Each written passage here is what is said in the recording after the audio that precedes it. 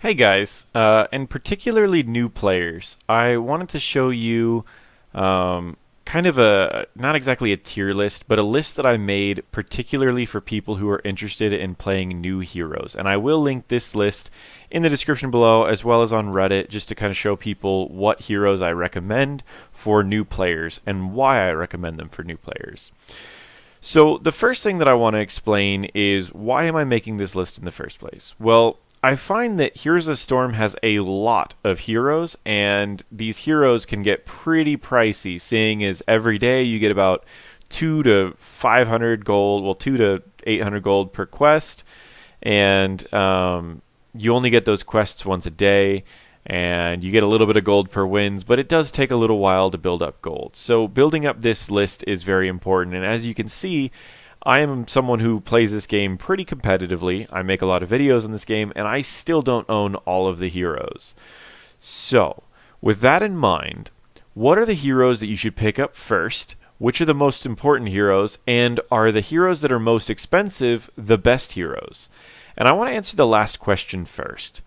The best heroes are not often the ones that are most expensive. In fact, usually what happens is the heroes that came out first and the cheapest heroes are the ones that fit the most scenarios and are often the best ones to be picking up just because they fit so many scenarios.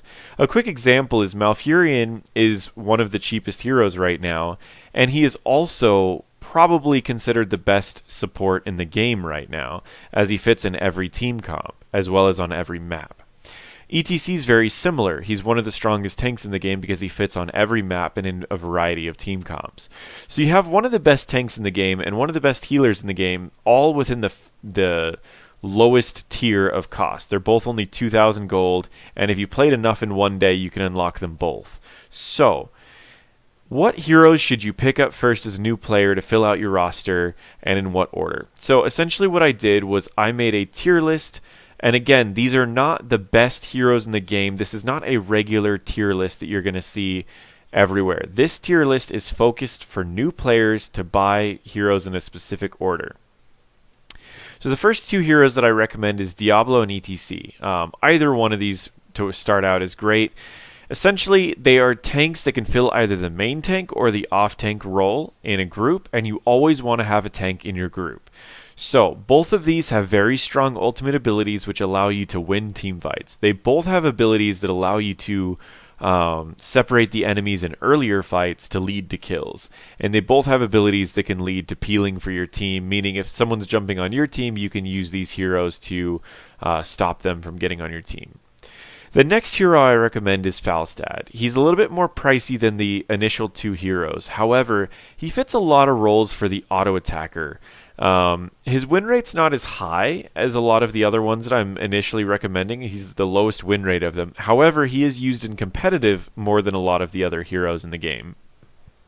I recommend practicing him because he gives you the ability to practice the global aspects of the game, as well as soaking in lane and jumping from lane to lane. He also has self-healing, which not a lot of ranged auto attackers have, and he has mobility, so if he gets jumped on, he has the ability to jump away. I recommend Jaina as a first mage because she is one of the least expensive mages in the game, as well as she is still meta. She has CC on regular abilities as well as strong CC at level 10, which allows her to be great at team fights as well as great at small fights. Lily is the easiest healer in the game, as well as one of the easiest characters to pick up if you're not used to MOBAs or not used to this style of game. Lily's probably the best hero in the game to practice this style of games. Malfurion's one of the most challenging ones. I recommend not picking him up unless you are a mobile player before, but he is probably the strongest support in the game if you are very good at him. Sonya is a little bit difficult, but she fits in a lot of roles. She's an off-tank, yet she's also a damage, and she's one of the best solo laners in the game. So on maps that you need a solo lane, I recommend picking up Sonya just so you have the capability to solo lane. Nazeebo in lower ranked games can be a solo laner, as well as he is a great hero for end game. Nazeebo is good for new players for a few reasons. One, he is very inexpensive, as well as he has pretty easy abilities to land. He's pretty forgiving because he has a lot of things to give him health back, as well as new players' games tend to last a long time, which allows Nazeebo to get his end game potential off, so he's a great hero to pick up for new players. The tier 2 is essentially heroes that are as well. They are both cheaper heroes. They are very inexpensive heroes. They're great at filling out a roster. But the reason that I moved them down to tier 2 is because they're a little bit more situational. Anub'arak is the best tank in the game if he's an off tank against a double mage group. He's very situational, but he's a great tank to learn how to initiate, how to save your abilities, how to save your mana, as well as he is a top tier tank in the right scenarios. Azmodan gives you the ability for global pressure, and he's a unique playstyle. If you're playing Heroes of the Storm, it's fun to play the specialists in this game because they're so unique. You get to play them in such unique ways that it's much more fun than games like League of Legends, where a lot of the players, while they all do the same thing in different ways, Azmodan kind of throws that in a completely different direction, as he can be bombing different lanes all from the middle lane. So he's very unique. Same with Gazlowe. He plays in a very defensive, setup-oriented way. Think of Heimerdinger if you played League of Legends. He sets up everything, and then he's very hard to deal with. But he's very fun to play because you have to play in a unique setup. Juana is a really fun tank if you're not used to tanking and you want to get used to being able to go in as well as safely get out. She has a very strong self-shield that also makes it to where she can't be CC'd. So if you can put that shield on yourself when you're leaving, you can usually get out of any fight. Allows you to practice tanking while being punished a lot less. Kerrigan, the only reason I put her in here is because she teaches you how to use self-done combos. Kerrigan has one of the stronger combos in the game, and it allows you to pull someone in and stun them. I purely put her on tier 2 because she's inexpensive and it allows you to practice doing combos. Muradin is a tank that he's just kind of what you imagine a lot of tanks to be. You have a jump in, you have a stun, you have an AoE, and you have 2 pretty strong ultimate abilities. I would recommend picking up Muradin because he's very inexpensive and he's just an interesting tank. Tyrael's a unique tank. And the reason I put him up there is because he's high tier right now. He could be picked in just about any team comp, as well as he has a strong ability to peel for your team by giving them a ton of movement speed and shields.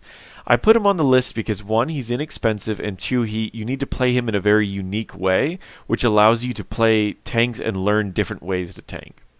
Valla is the last one I picked. The reason that she's not higher up because she's the cheapest auto attacker in the game with Raynor in the same position. I recommended Valla in the 2nd tier just because in the current meta she's in kind of a weird spot. So I put Falstad ahead because they're both safe, but Falstad has a little bit more pushing potential and he could fill in other areas where Valla has a harder time doing that. She may end up getting moved up further later as I'm editing this. The rest of tier 3 and tier 4, the only reasons that I place them in these positions is purely because of cost as well as where I recommend.